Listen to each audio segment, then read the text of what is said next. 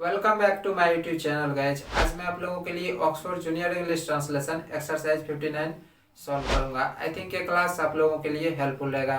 यदि आप इसी तरह के ट्रांसलेशन और ग्रामर से रिलेटेड वीडियोज रेगुलर देखना चाहते हैं तो हमारे चैनल को भी सब्सक्राइब कर लें। एंड वन मोर थिंग, जितना हो सके अपने दोस्तों के साथ इस वीडियो को ज़्यादा से ज़्यादा शेयर भी करें ताकि उन्हें भी इसका लाभ मिल सके।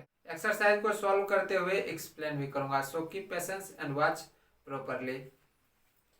देखो, अफर्मेटिव सेंटेंस अर्थात सकारात्मक वाक्य के लिए स्ट्रक्चर हो जाएगा सब्जेक्ट प्लस शैल हैव या फिर विल हैव प्लस ऑब्जेक्ट। और मैं आपको बता दूं कि आई और वी के साथ आपको शैल हैव प्रयोग करना है और अन्य जितने भी सब्जेक्ट होंगे उन सभी के साथ आपको विल हैव प्रयोग करना है। ठीक है। अब पहला सेंटेंस क्या है, आपके पास एक अच्छी कार होगी।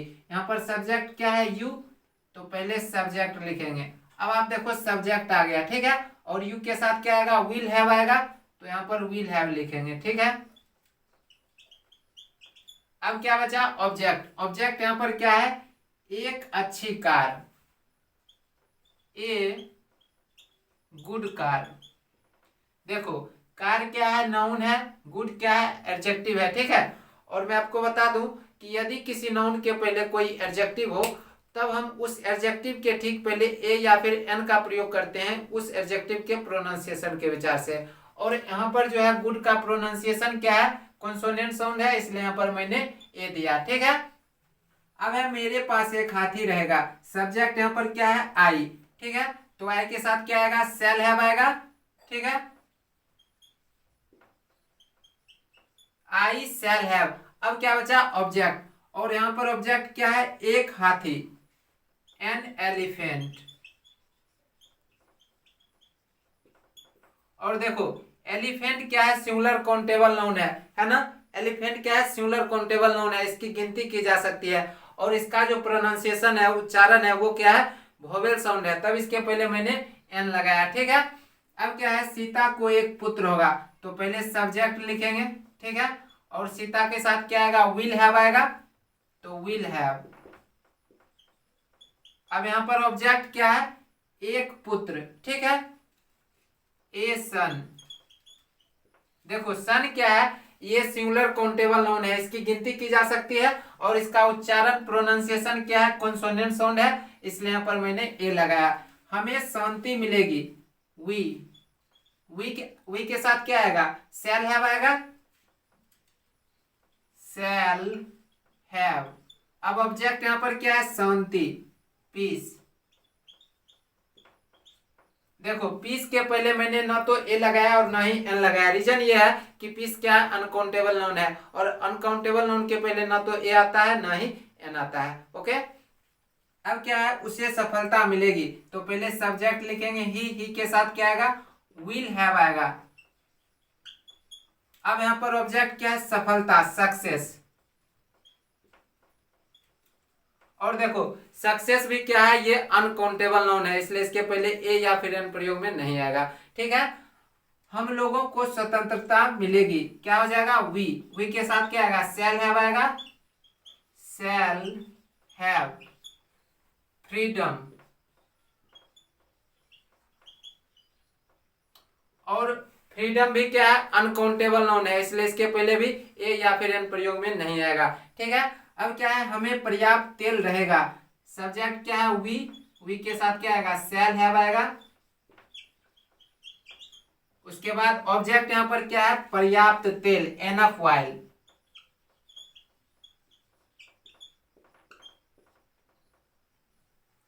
अब देखो क्या है, निगेटिव सेंटेंस अर्थात नकारात्मक वाक्य।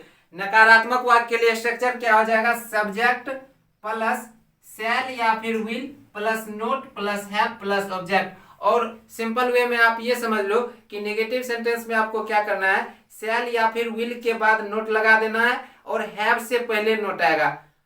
मेरे कहने का मतलब ये है कि हैव और शैल विल के बीच में नोट प्रयोग में आता है। ठीक है।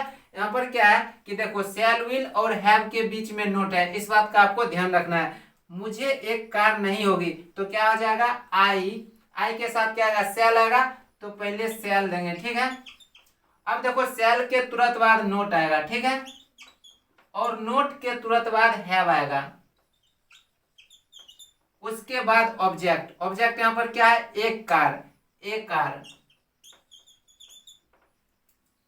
मुझे एक कार नहीं होगी, I shall not have a car, हमें सफलता नहीं मिलेगी। ये क्या है, निगेटिव सेंटेंस है, तो सब्जेक्ट पहले यहां पर लिखेंगे, वी के साथ क्या आता है, शैल आता है, तो पहले शैल आएगा, ठीक है, और शैल के तुरंत बाद नोट आएगा, इसके बाद हैव आएगा, ठीक है।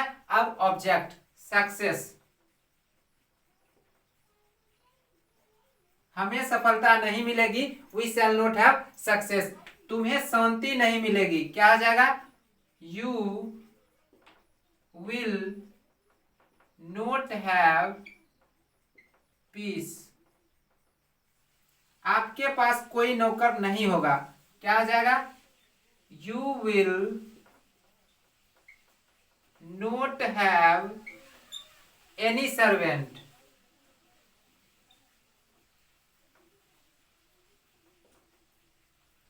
आपके पास कोई नौकर नहीं होगा, you will not have any servant, आपके पास धैर्य नहीं रहेगा, क्या आ जाएगा, you will not have patience. अब देखो यहां पर क्या है, इंट्रोगेटिव सेंटेंस है, अर्थात प्रश्नवाचक वाक्य है, ठीक है। तो इंट्रोगेटिव सेंटेंस में शैल और विल का प्रयोग हम सब्जेक्ट के अनुसार कर लेते हैं, ठीक है। पहले शैल या विल सब्जेक्ट के अनुसार आ जाएगा, उसके बाद सब्जेक्ट आएगा, ठीक है, और सब्जेक्ट के तुरंत बाद हैव आएगा, और उसके बाद ऑब्जेक्ट आएगा। I hope you understood. अब यहाँ पर सेंटेंस क्या है, क्या आपके पास एक कार होगी, तो यहाँ पर देखो आपके यू के साथ क्या आएगा, यू के साथ विल आता है, तो पहले यहाँ पर विल लिखेंगे, ठीक है। अब विल के बाद सब्जेक्ट आएगा यू। अब आप देखो स्ट्रक्चर में शैल विल में से कोई एक विल आ गया, ठीक है, सब्जेक्ट भी आ गया, अब क्या है, हैव, तो यहाँ पर हैव देंगे, ठीक है। अब यहाँ पर क्या बचा, ऑब्जेक्ट, ऑब्जेक्ट यहाँ पर क्या है, एक कार, एक कार, क्या आपके पास एक कार होगी, will you have a car. अब क्या है, क्या मेरे पास एक हाथी रहेगा, तो देखो आई के साथ क्या आता है, शैल आता है, तो पहले शैल लिखेंगे, ठीक है, उसके बाद सब्जेक्ट आई आएगा, उसके बाद हैव आएगा, उसके बाद ऑब्जेक्ट यहाँ पर क्या है, एक हाथी, एन एलिफेंट,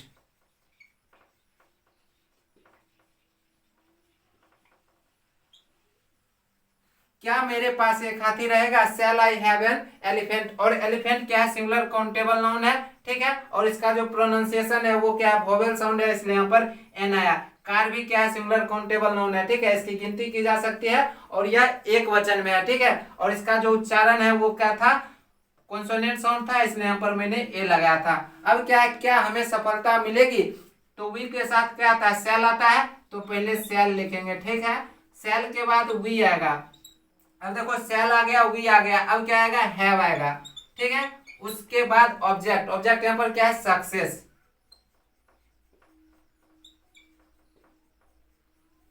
क्या हमें सफलता मिलेगी, शैल वी हैव सक्सेस। अब है, क्या उसे एक सुंदर मकान होगा, उसे ही के साथ विल आएगा, तो पहले यहाँ पर विल लिखेंगे, ठीक है, विल के बाद ही आएगा, ही के बाद हैव आएगा।